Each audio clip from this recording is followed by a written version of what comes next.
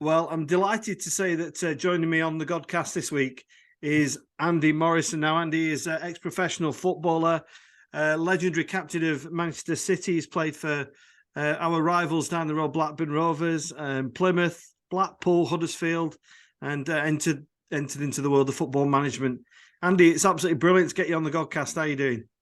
I'm good, Alex. Thank you. Great. Where's home for you, Andy? You're a well-travelled guy. I'm in just outside Northwich, over in Cheshire. So we've been settled here now for best part of 23 years. So quite happy. Yeah. Andy, I was looking at your kind of resume. That's some CV you've got, isn't it? It's very. It's quite extensive, and I thought, well, where do I start with? So I'm actually going to start in the most recent. How does somebody such as yourself has a CV that goes kind of Connah's key football manager to manager in the Sri Lankan national side? How did that come about? Well, it was an opportunity that came about from relationship with Tim Cahill, who is working in at Qatar Aspire, and it was an idea really to leave a legacy after the World Cup of helping the nations at the lower regions. We all know Italy, Germany, we all know England, Spain, these teams at the top end, but there's also a pecking order, and there's a lot of teams like down below 200. So it was to try and develop them countries, improve their infrastructure, and ultimately help them to win games of football. Where are Sri Lanka, Andy, in the pecking order? What is the? Well, they're as low as it can be. There were 207 out of about 210, and I don't think the other three really have any teams that are working. So we are right at the, we're right at the very bottom at this moment in time, and it's probably a country that has struggled for many decades now to actually develop grassroots football, to create a pathway to the national team, and hopefully in years to come that'll be in place. So does that mean that you get involved in the grassroots stuff as well as the older guys, or? No, I mean I'm there I'm there as a national team manager, but I'm there in many capacities really to to help to create the vision of where we want to go, and and hopefully my whatever qualities I have they'll use to to help develop that young, because we don't have a domestic league at the minute, which is working to actually produce, it's been probably the best part of 15 months since they had any domestic football. So it's very, very difficult to create a pathway for the national team to be able to compete at any sort of level. But, that's something there's plannings in place for that. And we hope we'll start to see the growth maybe sooner rather than later. Have you got some lads with potential? Is the standard half decent, or is it really? It's limited because of as I said, there's a struggle they've had now for a long period of time to actually develop football, and get the structure from, like I say, grassroots all the way through, and the pathway to the national team. And there are players that are worldwide, that do carry Sri Lankan passports, and and they have a connection with the country through family, and we've seen a lot of them, and there's some very talented players. That's something that will come further down the line, when we start to scout them and recruit them.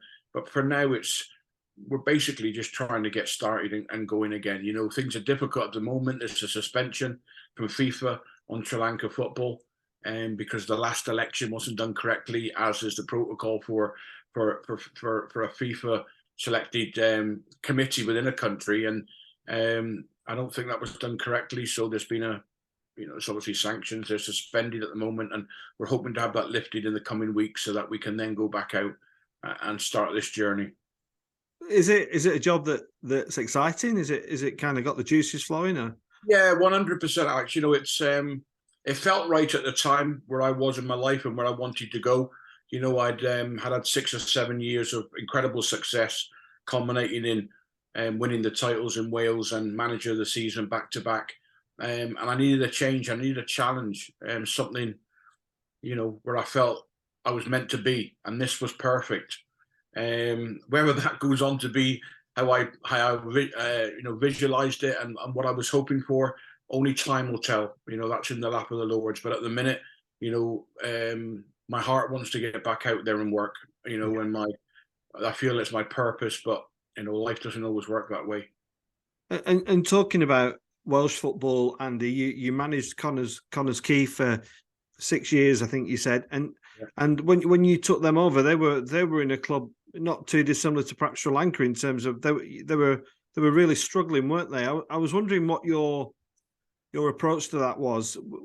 And just in talking from somebody who worked for Argos as a manager, I'm wondering if the management techniques of a store manager like myself are similar to that of a football manager. What was the starting point for you going in there? We were bottom of the league in the Welsh Premier League, and but there was a lot of good things in place. There was an ambitious chairman, which is always a big plus, who had a vision of where he wanted to go. There was good players, there was good coaches there. There was an infrastructure being built to really develop and go on and do what we did eventually. And from day one, I know it's old cliches and that, but I basically had one day, and then I started training the players, and I worked and focused on that one day, got into one game, and then before you know it, you're into 6 to 8 games, and then before you know it, you're starting to make an impression. We were winning games of football, and it grows from there.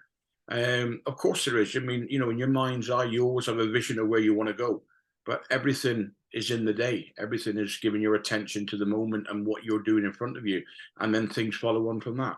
Yeah. And just for people who are less familiar with Welsh football, was the club full time at this point? Was it semi-pro? What was the setup? Well, it was semi-pro at that point, and part-time players that were working and coming in, and we managed to get into Europe on the first year I was there, which was a catalyst really to kick us on.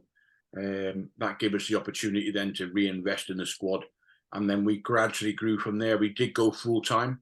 It was more of a hybrid sort of, a combination of part-time players and full-time players who we were training in a full-time model. But it grew, and it improved. And when we needed the certain players at the right time, they came along. And when we went on ultimately to topple TNS, which is an incredible achievement, considering the financial input that's putting into that club to be successful. It's 5, 6, 7, 8, 9, 10 times what everybody else in the league is.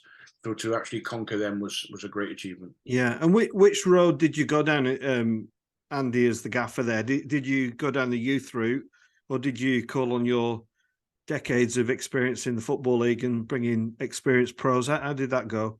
Well, it was because of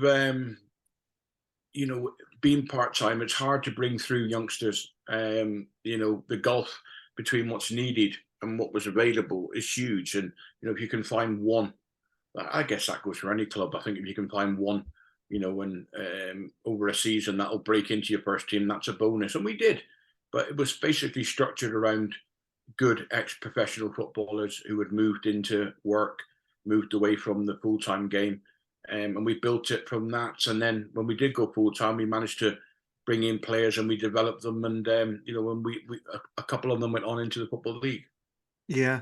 I was chatting to a mate of yours, Andy Payton, about life after football. And he tried the non-league management route. And one of the struggles he had, Andy, was that he was just like the caliber and the quality just wasn't what he was used to. And he found it difficult. Was there any of that for you, or were you... Well, it's a difficulty that I think anybody's going to have. But I was an assistant manager, for a period of time, and that's where my attention is, and that's where my work has to be done. I then went on to manage, and that's where my work is. If you're always looking for something else, you take your eye off what you're doing. And my job was to manage Connah's Quay on a daily basis, and I give my attention to that. And whatever comes on the back of that, so be it. But you're dealing with what you've got, and I hear Andy. But if that's what you're dealing with, then you get the best out of what you've got, and you find a way to not just win games of football, to improve people, and make a difference to them. Because if you've got good men and you've got good principles and good morals, you'll win games of football. It's a byproduct of all those things, and we managed to create that over a long period of time. And we had an incredibly strong group of men back then, went and won games of football. And during that time, Andy, where there was quite a lot of success, did calls come from the English Football League, Oh, or not? And if not, why do you think that never happened? Well, I think it's a bit of a bubble over there. We did some amazing things. Maybe self-promotion. Maybe I wasn't out there, chucking my name around, but like I say, my attention was there. My commitment was to that football club, and I did that on a daily basis. And would I change it? No, I wouldn't. We won games of football. We beat Norwegian teams, full-time teams. We beat the Finnish champions, Helsinki. We beat Kilmarnock.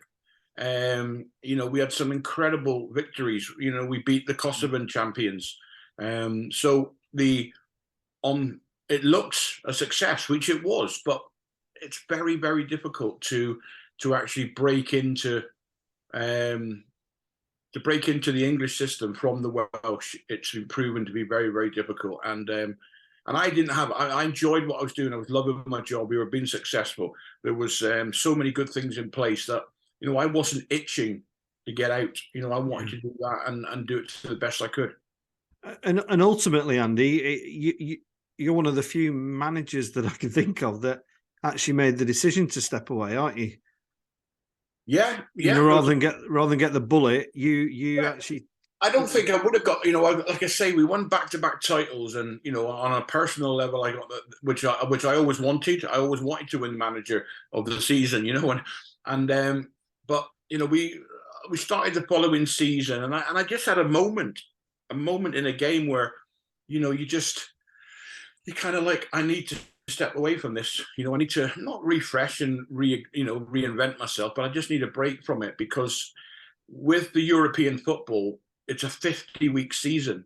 If you're in Europe in the Welsh League, you finish, say, end of May, you have 2 weeks off, and then you're back mid-June to start because you come in at the beginning of July. So there is no break. So it is relentless. So, I needed to step away for a bit and look at things. And, I went and visited I made many good contacts in the game, and I went to so many football clubs, and I looked at what they were doing, seeing if anybody's reinventing the wheel, and they weren't. It was football as we know it, and more sports science, more statistics. But, football's football. And I never saw anything. I never had a eureka moment where I thought, wow, look at what they're doing. I need to do that. We were doing all the right things. Yeah. And this is of course, is the more recent past. I love chatting to footballers about the beginning of their careers, Andy. Trevor Stephen came on, and I'm a big Burnley fan, and he was talking about some of the old names that brought him through. Who were the guys that were there? I guess you're probably role model to a lot of young guys during your time in Wales. Who were your kind of mentors when you started out that you took the real inspiration from? Yeah, I was very lucky. I came off the fishing boats. Like I said it many times in my autobiography, my last year in school, I had 15 days attendance. I was either working on my father's boat, or I was playing football, or I wasn't at school. It was simple as that. So I went into an environment of discipline within a football structure, and I had good people, really, really good people. Dave Smith, the manager, who actually got a connection with Burnley. And Malcolm Musgrove, these were good people who were our coaches at that time, and they directed me. Also, some older professionals that were, like I say, I find that what you need, if you're open and your intentions are right, the right people come along, and I had the right people in my life early, especially in them early days where, like I say, I walked off the back streets of Union Street in Plymouth, out of a tenement flats, into that environment, and it was, with no real discipline, life discipline, apart from I loved football and I wanted to be a professional footballer. Yeah. So that held me in good stead, and I made a lot of mistakes along the way, but I think they were honest mistakes. Yeah. Do you remember the day you got your first professional contract, Andy? Can you tell us about that? Yeah, Dave Smith. I think I was just finished my YTS, and they offered me Dave Smith brought me in and offered me a contract, and I think it was £40 a week, and an extra tenner for the second year, and yeah, and it was you know, it was one of the proudest moments of my life, because I wanted to be a professional footballer, and I wanted to play football for Plymouth Argyle, and to do that, and you saw lads that were let go, and then you get kept on, and incredibly proud, and then went on to make my debut at Aston Villa Park at 17. Again, was a huge game, a huge occasion for me, because that's what I'd visualised as a child, was coming through as a Plymouth schoolboy, was playing for Plymouth, making my debut, and then I went on. I scored the winner against Ipswich, which was one of my dreams, to score at home park, and it was the winning goal against Ipswich. So I achieved so much of what I'd actually visualised. I don't, I think about it now, and I've had this conversation many times. I don't think I dreamt big enough. I think my dreams were, and I think I achieved my dreams, and I didn't dream bigger than that, and I don't know why that is, whether it was expectations or where I thought I could actually go, but everything that I dreamt about, and saw in my mind's eye, I achieved. Yeah, it's interesting you say that, because I was thinking about, your struggles with mental health were documented in your autobiography. I was wondering if your this might sound a strange question, I hope it doesn't, whether your mental health issues made you a better footballer, or actually they did stop you from reaching the next level, as it were, to reaching the not that you didn't reach the top level. You played in the Premiership, but on a very on a more consistent and a period of longevity. Yeah, it's a valid question, and in many ways, Alex, I think with the problems that I had, I think I climbed mountains to do what I did.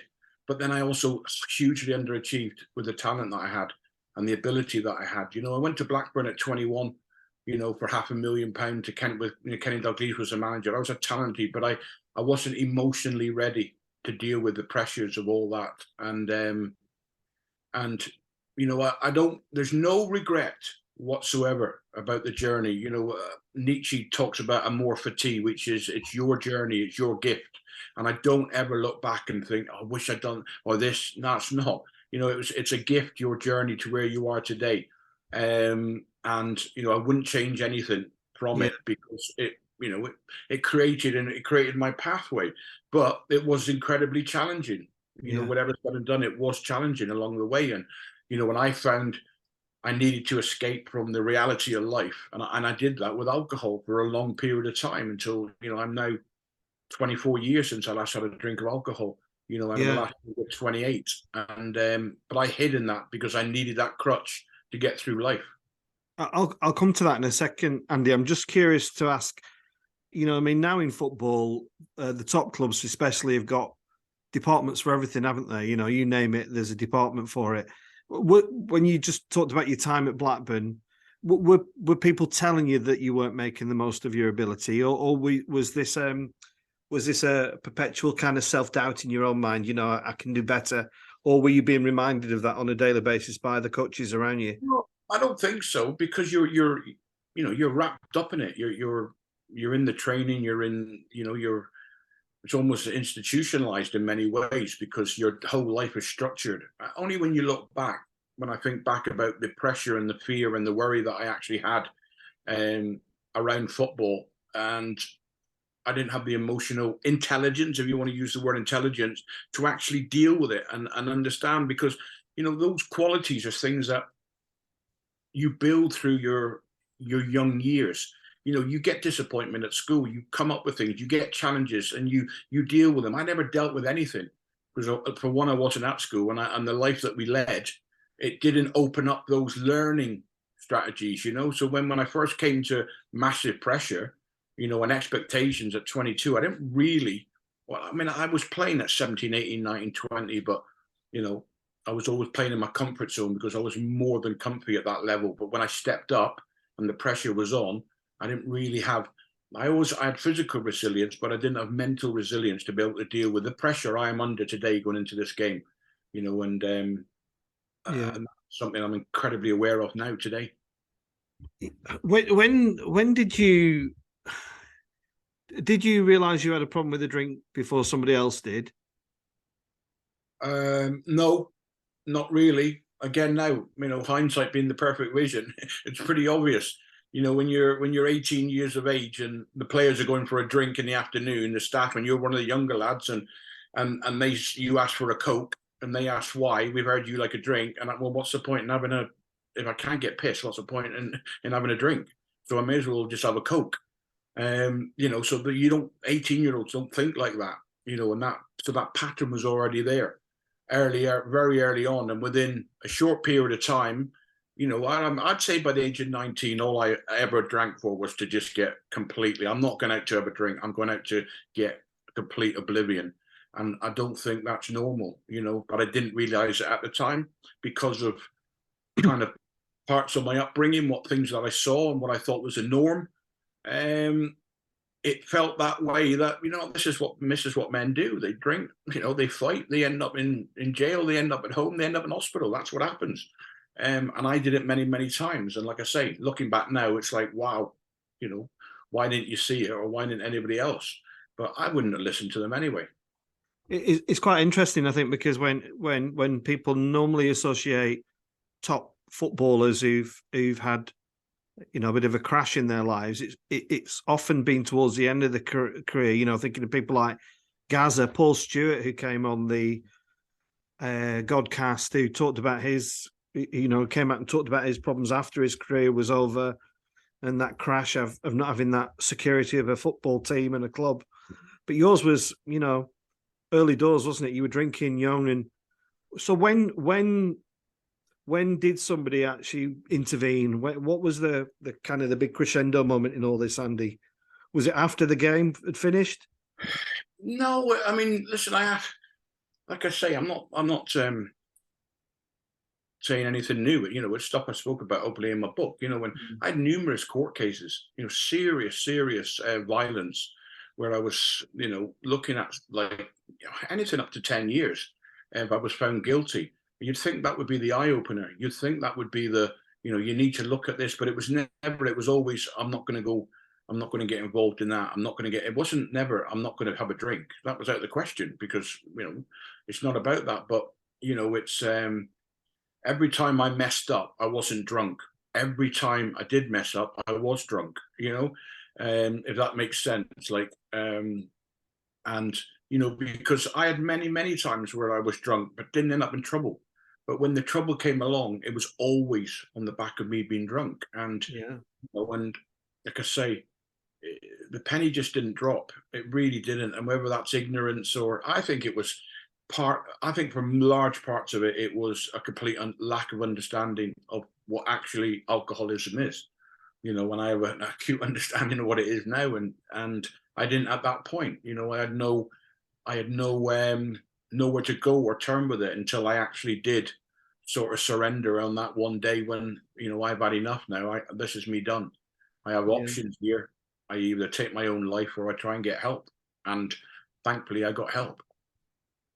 It feels really pertinent talking about this with a guy who used to play for Blackpool as well, after what's happened there against my beloved club Burnley, and the consequences of violence, and obviously not knowing what's happened. But it is terribly sad, isn't it, that these things come out of often drink fueled issues. How close were you to actually being sent down then, Andy? What? Well, I was a jury decision, guilty or not guilty. As simple as that. When many things phasing me in my life, and people have said that I've captained every club I've ever played for, and I'm a leader, and and people have said, oh, he's fearless. But I'll tell you what fear is. Fear is waiting on a jury to come back, and when you're sat there with your family and they say guilty or not guilty, because if it's guilty, you're going there. Then you're gone for a minimum of 6 years, and that's your career over, and in many ways your life over. But the facts of the whole incident, and there was 3 major incidents in my playing career. They were all self-defense. They were excessive, but they were self-defense. And, and thankfully the jury saw that, that you have to defend yourself. And I'm sure many of the people on the jury would have said, well, you didn't need to go to that excess. But, you're in an environment where you've got to defend yourself, and it's in your nature, how much force you use. And I guess eventually, they came to the conclusion that I used the correct force, but it still put me in a position, where a Section 18 with malicious wounding with intent, that you're going to go to jail for between 4 and 10 years. And as you look back on those incidents, Andy, are you just grateful that you didn't go down? Do you feel, do you carry any guilt with you? Do you seek forgiveness of those you inflicted the hurt upon? How do you work that through? Well, I don't. Would I do it differently now? Yes, 100%. Do I regret? No, I don't. And I'm sincere in that. I don't regret.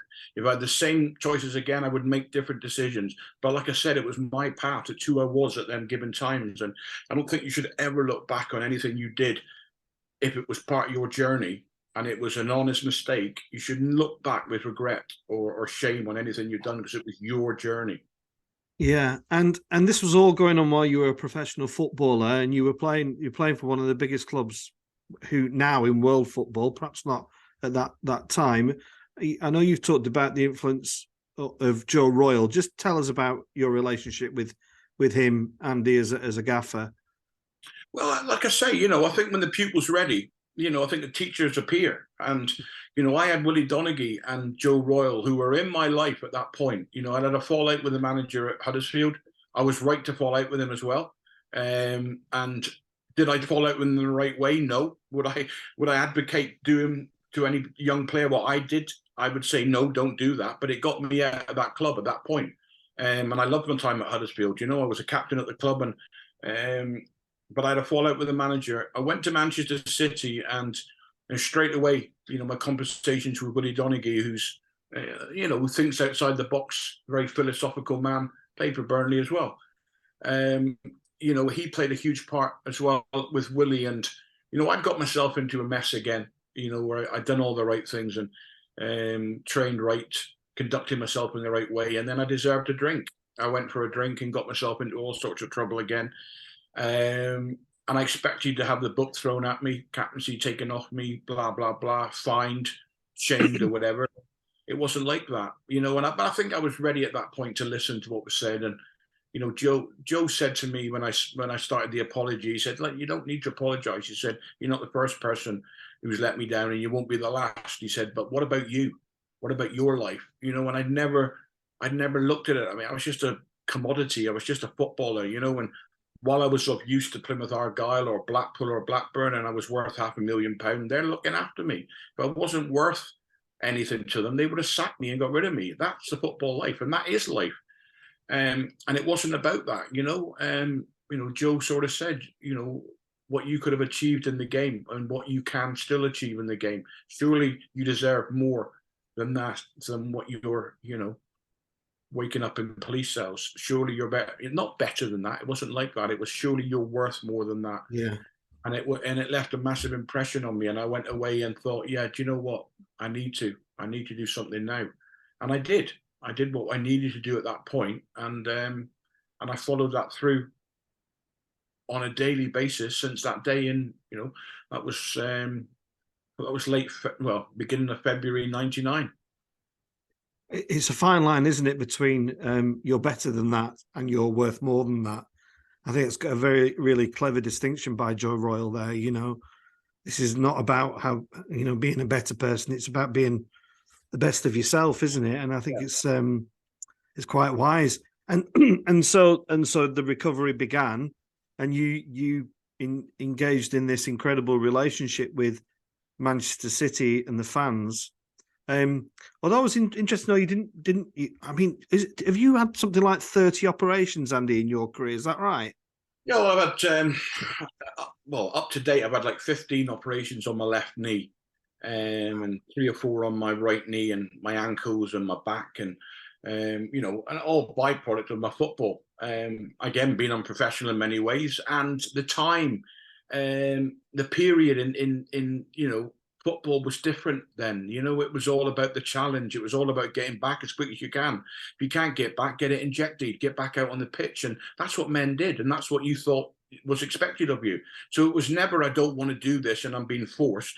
it was a challenge to me. You know, I remember reading, I think it was Ali McCoy had a knee operation, and he was back in. It was a different operation, but because it was a cartilage operation, I thought that what I had, but it was a bit more. And I was back out running within 10 days, and well, he can do it, I can do it, you know. And I need the challenge. Like nowadays, the period and the recovery is so different because, of course, science and understanding of the body is greater.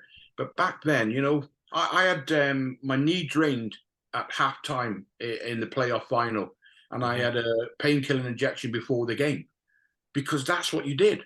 You know, you didn't know any different. You know, I was at Blackpool when we had the playoffs against Bradford, and I had a broken toe, my big toe, but I literally hobbled in on crutches. They injected it in 4 places. I played the game fine, finished the game, and then 2 hours later, you're back on the crutches.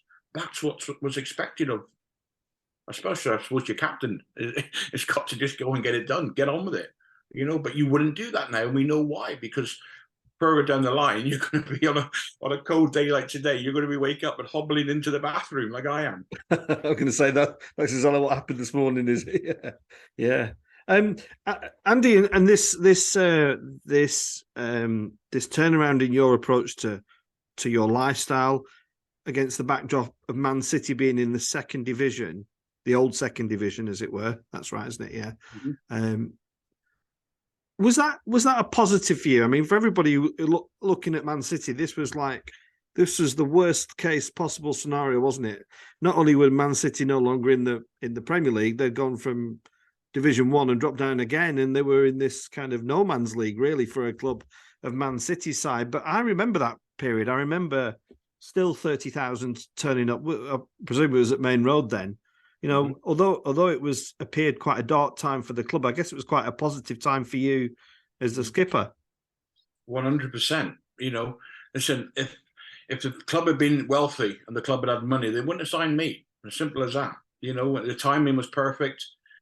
You know, the tide was always going to turn at some point, and it coincided with me being there.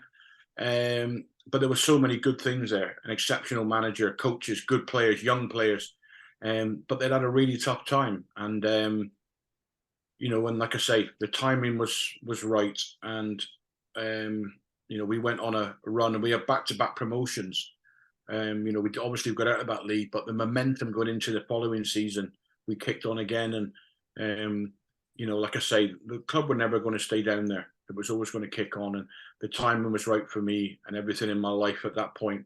And you know, listen, I go to the games now. I'm still an ambassador. I go, you know, I still work for the club in capacity of working for the City TV and the social media side of things. You know, and that's a byproduct of that period. But you know, Manchester City gave me so much more than what I gave them. You know, where I was in my life at that point. You know, and where I was going. You know, and I never underestimate the part that the whole club played, you know, in my recovery, as well as me getting back to where I should be in life and where I am today. So it was definitely a two-way relationship. Yeah. Andy, a friend of mine is Jamie Hoyland, and I'd asked him if your paths had crossed, and he said we'd played a few times, and he described you as the hardest player he'd ever played against. And and he also said that you were a nutter, but you were fair with it. And he said, particularly alongside Gary Brabbin at Blackpool. I was wondering where you felt, you know, if we planted you back into the football pyramid now, where do you feel your ability and level would be? Do you think you could cut it in the Prem? Or... I'm always going to talk more fondly than probably what's the truth. But listen, as a holding midfielder, Sam Allardyce put me into midfield when I was at my leanest and my fittest. And I played for David Kemp at Plymouth. And I played over 100 games as a holding midfielder. And at my very, very best and at my leanest, I could have held my own in the Premier League as a holding midfielder. Don't think I could have been a centre-half. Maybe with the way the teams are structured nowadays, it would have been a bit more easy because you don't get exposed like you did when I played. When I was at Blackburn and I played a few games, you know, you were hopelessly exposed because it was so wide open. But the way teams are set up now and the way you drop into units and, you know, you might get exposed once or twice in a game, but there's something wrong. You're either chasing on badly at the end of a game if you're going to keep getting exposed. But you know, so as a holding midfielder, I'd say I'd say no. When interesting, you talk about a hard man. I always like to ask somebody when they say that. I say, well, just tell me what a hard man was. Because my perception of a hard man is probably different. Are we talking on the field? Are we talking on the street, on the cobbles, which I grew up on? What are we talking about when we say a hard man? Because I think I was incredibly competitive and fair. But, I certainly had a wild streak, that's for sure.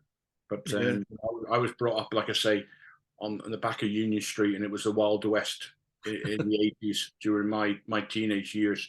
It was just like, it was dog eat dog and live by the sword, die by the sword. And that was the way I was brought up, and probably carried that into my football, probably a little bit too much at times. Andy, I've absolutely loved chatting football to you. I can't let you go without, just looking at some of your clubs. They're a bit, you've got Rovers fighting it out at the top, and you've got Huddersfield and Blackpool in the bottom three, looking like they're doomed, and City are hot on the heels of Arsenal.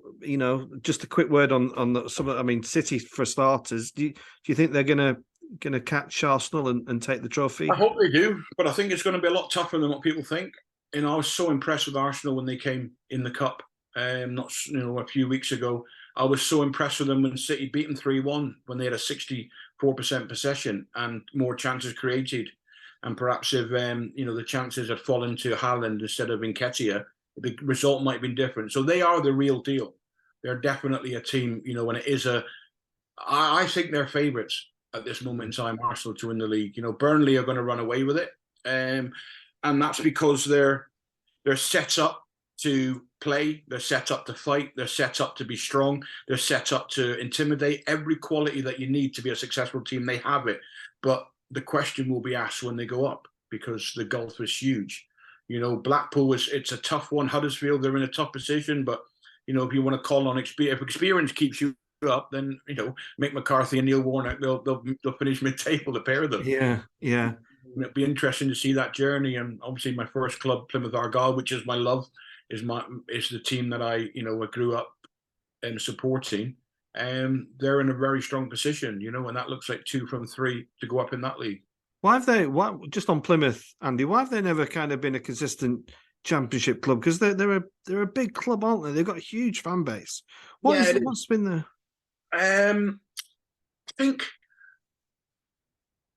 the financial input, the main benefactor of real significance. They've had people that have been good people who have invested, but that extra level, and I know Burnley and I know Bournemouth, but they seem to get there organically, and then they built from there, and then you have the parachutes and you have the years, that Sean Dyche kept Burnley in, and then that creates a wealth in itself. But getting there is the problem, when Plymouth went out of business not so long ago because of really expending themselves, and it didn't work, and left themselves in, they went down the leagues, and but they're back now, and I think you just run into big clubs, once you start running into Sunderland, Portsmouth, Derby, in that division, it's huge clubs, and you're competing against, and it comes down to your recruitment, it comes down to your quality of signings, and ultimately it comes down to who can afford to bring in the better players. And I'm afraid that's the crux of it at all levels of football.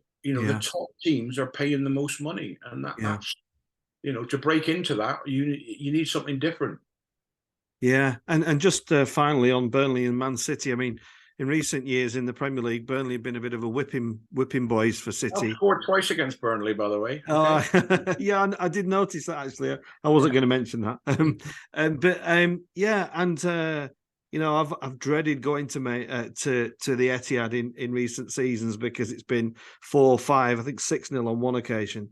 But do you know what, Andy? I actually think Burnley are going to come in the quarterfinal of the Cup and are going to try and take the game to City, which is not something City are used to. Vincent Kompany's got a model of football that is Pep all over it, and I've never seen football like it at Turf Moor. Do you think it'll be quite a close game? Yeah, you don't know. I mean, I've seen some exceptional teams, much better teams than Burnley, come to Manchester City and get torn to shreds. Last season, Newcastle under Bielsa 7-0. It can go horribly against you, but City will have to do their stuff, but if they're at their very best and they're fluent in what they do, then it's going to be incredibly difficult for Burnley. But football doesn't always work that way. And the romantic side of Vinny going back to the stadium and the reception that he'll get, will be magical. But there'll be two managers, Pep and Vinny, and they both want to win a game of football.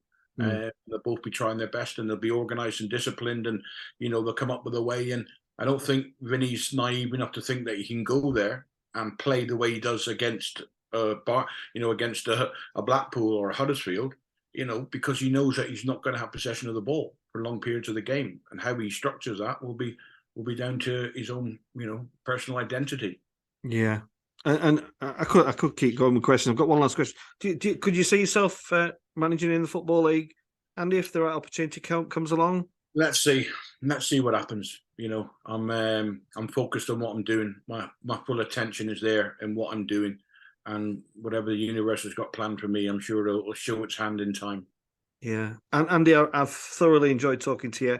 I love reminiscing about football. You're an intriguing guy. I'm delighted that you're well and things are going well. And just thanks so much for coming on the Godcast. I really appreciate it. Been a pleasure. Thank you very much. See you again, Alex. Cheers.